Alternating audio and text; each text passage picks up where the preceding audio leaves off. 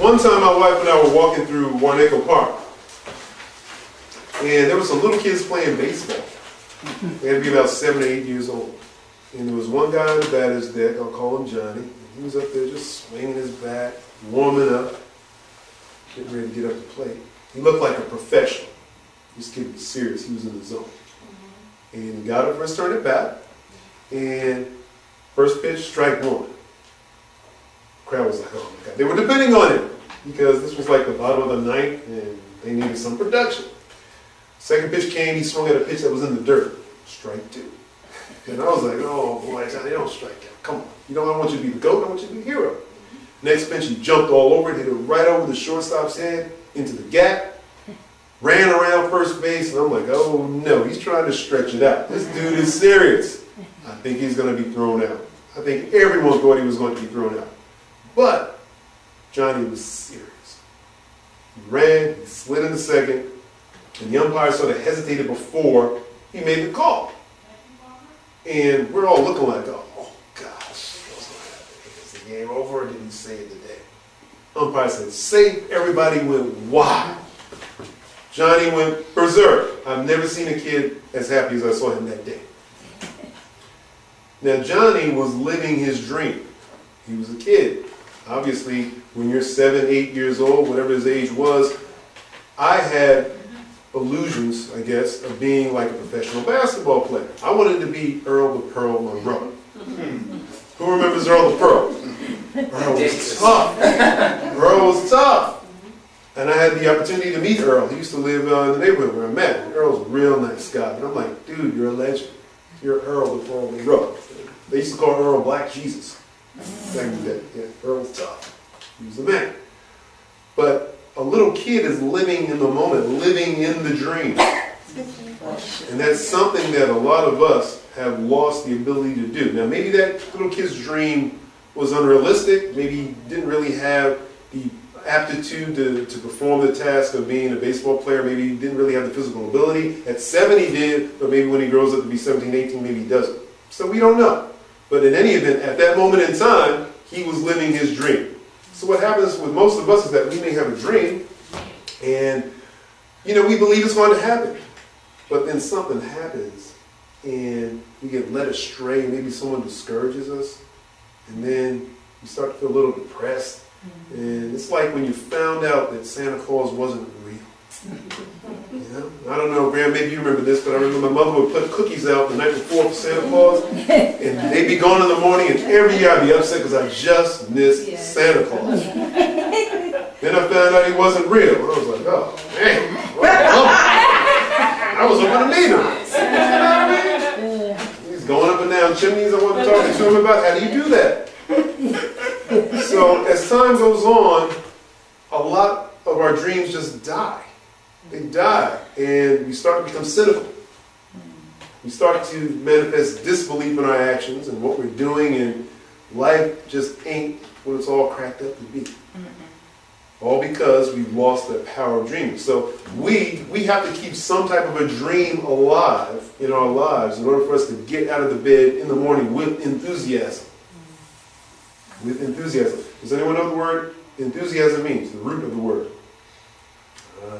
Words are powerful. Words are powerful. En means with. Thu means God. Like theo, it means God also, but enthu means with God. So that's where the root of the word enthusiasm comes from. So enthusiasm is a great thing. It's a beautiful thing. So we need a dream so we can be enthusiastic about life. So we can be, and this is not a religious program, so we can be hanging out with God and doing what we do. Which is a beautiful life. So then, what is a dream? What is a dream? Now, the antithesis of everything that I talk about is a delusion. A delusion. Delusion means, or you are deluded when you're living in some type of another world, a fantasy world. Like I was walking through Penn Station yesterday, and there was a lady having a conversation with someone that I did not see. And it was intense, and she was serious about it, and I know in her mind that person was right next to her, and she was having that conversation. I said, go ahead, do your thing. But for the rest of us, for the other million people at Penn Station, we didn't see that other person. So she was sort of delusional, and unfortunately this was a mental handicap that she has. But for us, who don't have that mental handicap, we can be delusional about some things also. Or in denial. You know, denial ain't just a river in Egypt, you know? Denial, not wanting to admit that a problem exists. You know, just not going to deal with it, it's not happening. So we suffer from some of these things. So we have to jettison those out of our minds, and we have to bring the dream in, something that gives us that enthusiasm that we need to get through the day. So, a dream is, and you can write this down, a dream is a future scenario that I believe, that I feel, and that I am taking action on. A dream is a future scenario that I believe, that I feel, and that I am taking action on. Obviously, number one, you've got to believe the dream. It has to be something believable that you can actually see yourself doing. Now, when I was a kid, I thought I was Superman. Yes, I could. I had a bed sheet around, or my robe around my neck, and I jumped off of a table. And I flew down 3 feet, and I found out very quickly that it ain't happening. I have an issue. So the dream has to be something believable that you can see yourself doing. Like, for instance, I can see myself speaking in front of a television camera. I can see myself speaking to maybe thousands of people. I can see myself being on a radio show. I mean, I've done a lot of these things. So it's believable, and I'm sort of living in my dream. As I'm here with you now, maybe somewhere else tomorrow, the day after. So this is a part of my dream. So this is real for me. Also, you have to be able to feel the dream. Now, I think of maybe a time where I wanted to buy a car, and, you know, had the idea in my mind of the car I wanted, but I said, wow, let's go test drive the car. Let me put my hands on it. You got to be able to feel your dream. You have to step into it. Let's say you want to be an attorney. There's some young ladies in my school over in New York also, they want to be attorneys. I said, well, you know, my wife is an attorney. When are you going to bring your wife over? I'm like, they don't want to talk to me any longer. When are they going to meet my wife? I said, okay, I'll bring her in. So they want to talk to and touch and feel an attorney to see what it's really like. Some of them change their minds too. Some do change their minds. There's no doubt about it. We don't want to be in school that long. Oh, yes, I hear it every day. Yeah. Oh, I got to do all that to be alone. I'm like, yeah, dude. It's not a whole lot. But they don't know that. You know, they're looking at life from a different perspective. So you believe the dream, you feel it, but the important step is to take action on it. That's right. You've got to act on it, otherwise it stays in the delusional state. Believe, feel, act. When I think of dreaming, you can write this word down.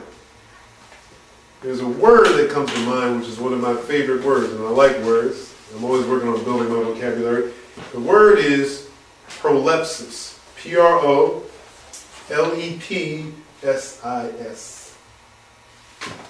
P-R-O-L-E-P-S-I-S. Prolepsis.